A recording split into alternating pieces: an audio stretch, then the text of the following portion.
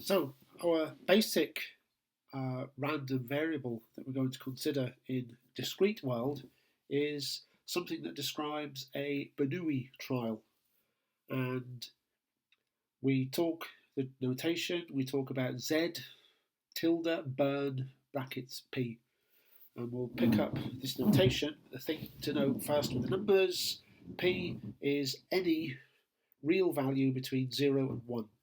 Uppercase Z is telling us that this is a random variable.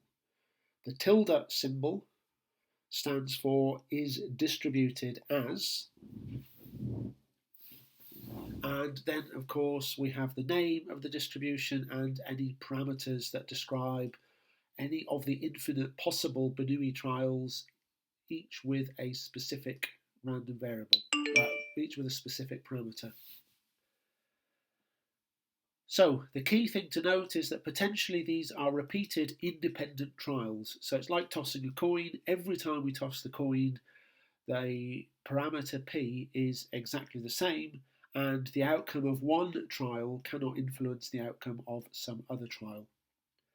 So two ideas that we need. First of all, there are two possible outcomes, and conventionally we denote these as success or failure.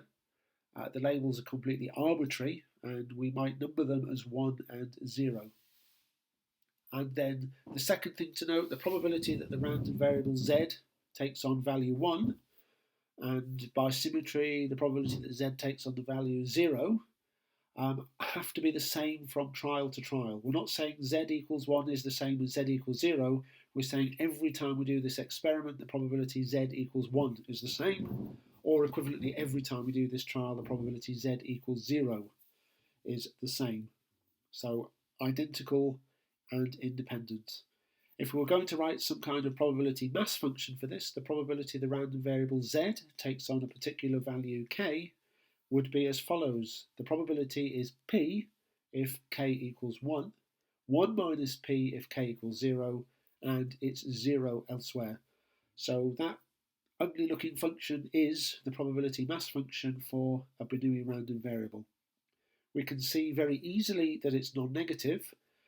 If p lies between 0 and 1, then equally 1 minus p must lie between 0 and 1. So both of those are non-negative. Sometimes we talk about 1 minus p as being q. Just a little bit easier to write q than 1 minus p every time.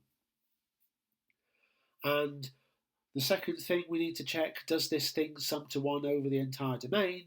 Well, let's sum from k equals 0 to 1, our function p of k. Well, that's just a case of p plus 1 minus p, which of course is 1. So this is a valid probability mass function.